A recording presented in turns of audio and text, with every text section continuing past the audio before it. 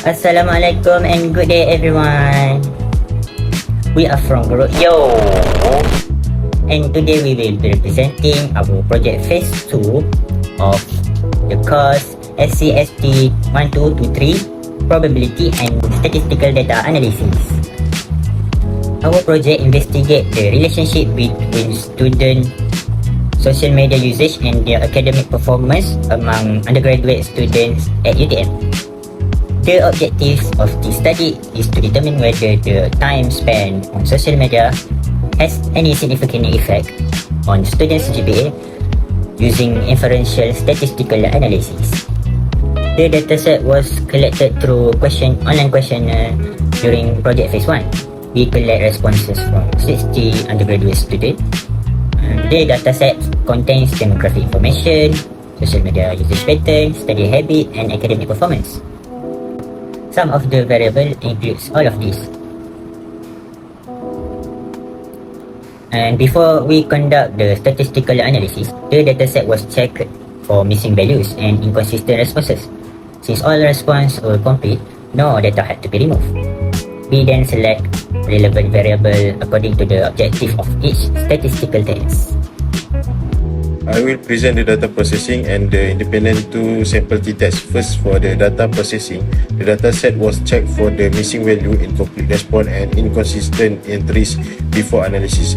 After the screening process, all 60 responses were complete, so no data was removed.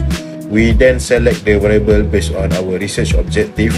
The main variable for this analysis were average daily time spent on social media and CGPA. To perform the two sample t-test, the social media usage data was divided into low and high social media usage group using the median split method. Now moving on the independent two sample t-test, which is the main focus of this section. The purpose of this test is to determine whether there is a significant difference in the average CGPA between students with low social media usage and those with high social media usage. Based on descriptive statistic, the low social media usage group consists of 34 students with an average CGPA of 3.64 and standard deviation of 0.298. Meanwhile, the high social media usage group consists of 26 students with an average CGPA of 3.57 and standard deviation of 0.289. Next, we formulate our hypothesis. The null hypothesis states that there is no significant difference in the mean CGPA between the two groups. The alternative hypothesis states that there is a significant difference in the mean CGPA. The analysis was carried out using independent two sample t-test in RStudio. The result gave a t-statistic of negative 0.8974, a degree of freedom of 54.798, and a p-value of 0.3734. So in conclusion, since the p-value is greater than 0.05 and the t-statistic lies between the critical value of negative 2.0042 and 2.0042, we fail to reject the null hypothesis. Therefore, we conclude that at the 95% confidence level, there is insufficient evidence to show a significant difference in the average CGPA between students with low and high social media usage. Assalamualaikum, my name is Muhammad Asif, and for this video I will present the correlation analysis from our project. So the objective of this analysis is to determine whether there is a significant relationship between the average daily time spent on social media and students' CGPA. We use two quantitative average daily time on social media as variable X and CGPA as variable Y. Since both variables are quantitative, Pearson's product moment correlation test was used. Alright, so the null hypothesis states that there is no significant correlation between social media usage and CGPA, while the alternative hypothesis states that there is a significant correlation.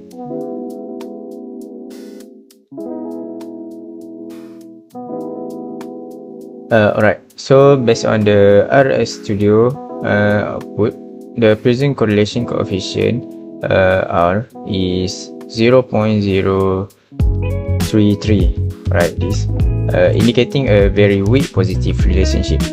The p-value is 0.5271, which is greater than the significant level of 0.05. Therefore, we fail to reject the null hypothesis. This means there is insufficient evidence to conclude that there is a significant relationship between average daily time spent on social media and student CGPA. Alright, as you can see, this is our graph. So therefore, we fail to reject the null hypothesis. This means there is insufficient evidence to conclude that there is a significant relationship between average daily time spent on social media and student CGPA. Alright, in conclusion, although a very weak positive correlation was observed, the relationship is not statistically significant. Based on our data, social media usage doesn't have a significant linear relationship with students' academic performance. So that's all from me. So next I will present the regression test for our study. The objective of this regression analysis is to determine whether the average daily time spent on social media effect on the student's CGPA. Okay, so in this analysis, the independent variable X is the average daily time spent on social media, and then the dependent variable Y, which is CGPA. Okay, since both variables are quantitative, we use simple linear regression. Our hypothesis HO is there is no significant relationship between social media usage and CGPA. Okay, then H1 is there is a significant relationship between social media usage and CGPA. Okay, so now we go to the regression model. The regression model obtained from RStudio is y equal to 3.5678 plus 0.0108x. This means that for every additional 1 hour spent on social media, the predicted CGPA increased by about 0.0108 points. However, this increase is very small.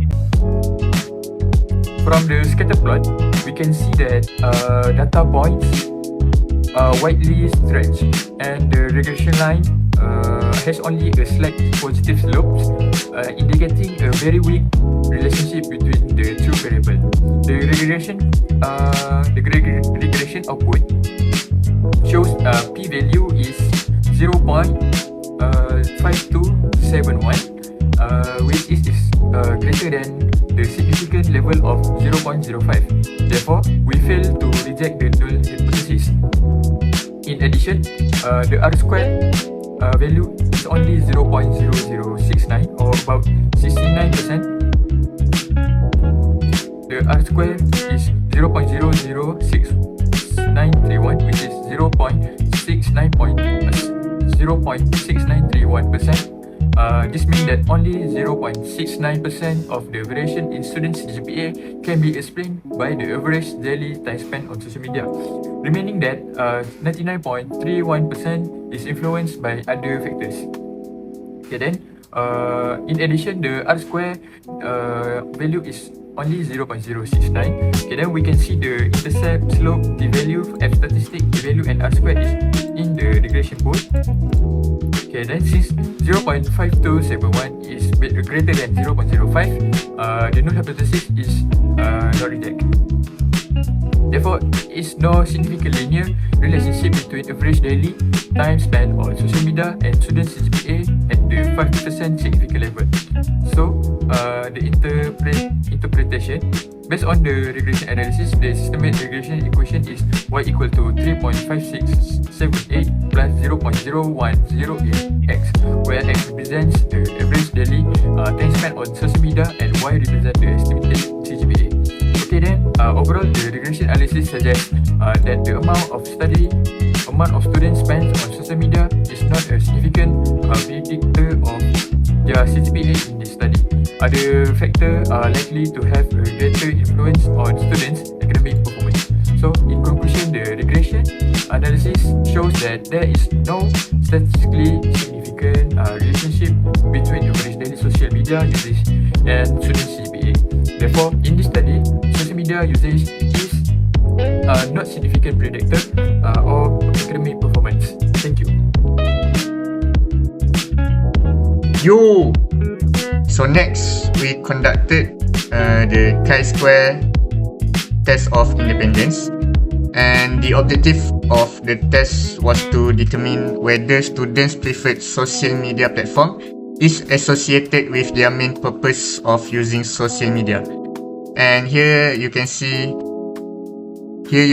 the test that is produced, and the chi-square statistic is 50.637, and the p-value is 0.2281.